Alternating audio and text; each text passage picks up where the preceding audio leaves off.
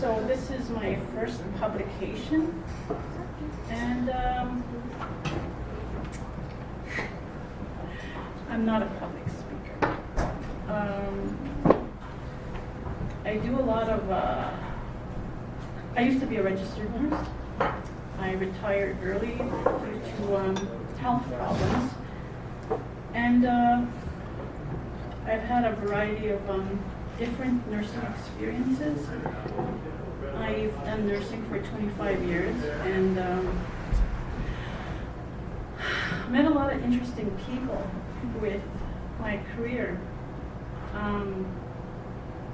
The last time I worked was in an emergency unit in Saskatchewan, and that was 2003. And I had the opportunity to meet this native lady there. Her name was Kristen. I can't say her real name because there was an incident there where she was involved in a shootout. She ended up losing her life. And she came up to me one day and she said, I could never do the job you do, working with injured people and watching them die. And she ended up dying that year. She had a 5-year-old son.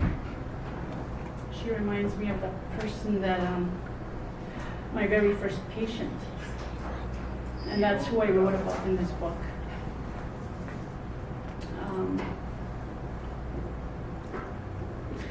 I was 25 when I met this lady, and it was a life-defining moment for me because I was going through a lot of stress. My mother was dying of complications of diabetes that year, and I was thinking of possibly quitting my career early, and because of her, I decided to keep going, and that's what the story's about. I hope you enjoy it. The totem. I remember the first time I saw her, sitting alone, staring out the window, her long black hair cascading down past her hips, gently touching the floor. Outside, the hot May sun shone brightly, nourishing the leaves of the trees while bathing each blossoming flower with life-giving rays. As I carefully entered the dark, dismal hospital room filled with cold medical equipment, she slowly turned around to face me. I stood still, held my breath, my body rigid with nervous tension. I forced myself to think of doing a mental head-to-toe assessment as I watched her. She looked up at me as I said, "Hello, my name is Marjorie, and I'm your nurse." I was amazed by her warm, welcoming smile, but it was her light brown eyes filled with such compassion that touched me. Her peaceful demeanor was so profound that I could not help but notice the apprehension and fear I felt that day slowly melt away. I observed her physical features, the characteristic moon-shaped face, jaundiced, tinged skin, and the distended abdomen. She remains forever imprinted in my memory for several reasons. First of all, at the beginning of my surgical rotation at the University of Alberta Hospital, she was assigned as my first patient. The evening prior, I had meticulously researched her history and wrote out pertinent information. Esther was a 25-year-old mother raising a 5-year-old daughter alone. Both her parents were still alive, and she was the eldest of several siblings. She had been airlifted from a Vancouver hospital to ours as a candidate for emergency surgery. The diagnosis read, acute liver failure with unknown etiology. Prognosis extremely poor. In other words, she was dying, and the doctors did not know why. She had signed a consent form for a liver transplant in an attempt to prolong her life. The doctors had told her the chances of her body accepting the donor liver were less than 5%. I sat there astounded at the fact that here we both were, young women, but our life experiences or circumstances were so different. I was training in nursing, a lifelong passion of mine, filled with future opportunities. Esther, on the other hand, was dealing with serious life and death issues I could barely comprehend. I wondered why my nursing instructor would assign me such a serious case as my first assignment. I sat there in silence for a long time, questioning her wisdom. Esther made another significant impression on me by the fact that, like myself, she was of Aboriginal descent.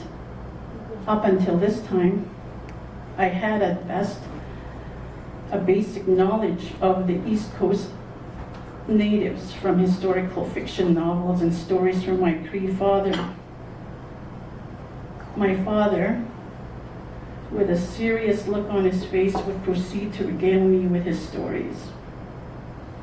The Indians who live on the other side of the mountains are called Napatstagonik, flatheads, because they tie their babies or papooses so tightly that they're in their moss bags that their heads get deformed. They also eat strange creatures from the sea with lots of legs. They eat these creatures without making a fire. These images were foremost in my mind that morning as I approached Esther, and I feared that I would see her deformed forehead. You can imagine the relief I felt when I found that she was quite normal. In fact, she was beautiful, with pleasant features. I was more than happy to find that we also had many things in common.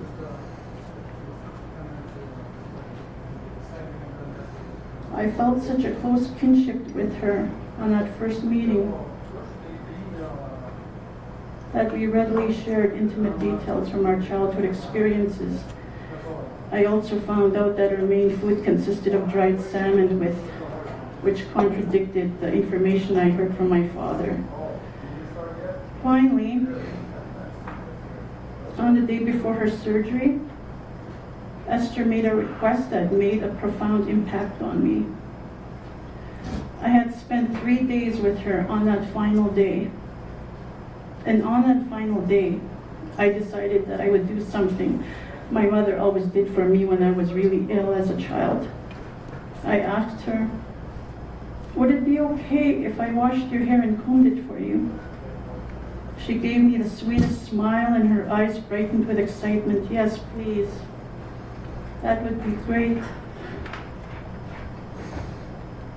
I have not had anyone offer that to me since I arrived.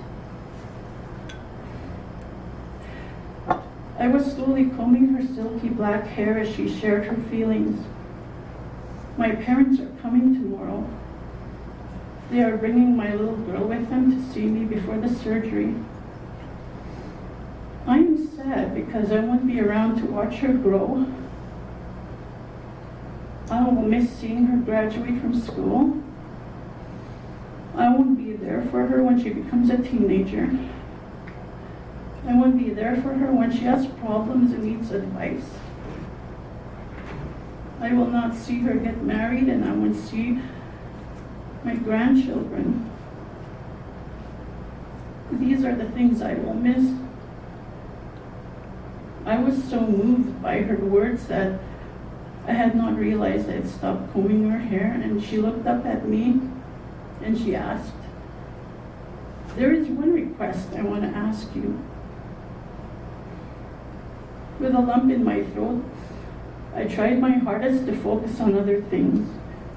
I replied, "Sure, what would you like?" She smiled up at me and said, "There is a park in Vancouver. In that park stand some totem poles. There is one in particular I want you to visit. It is the one that has my family history written on it. I want you to go there and stand in front of it and remember me." I could not stop the tears that ran down then. Thank you.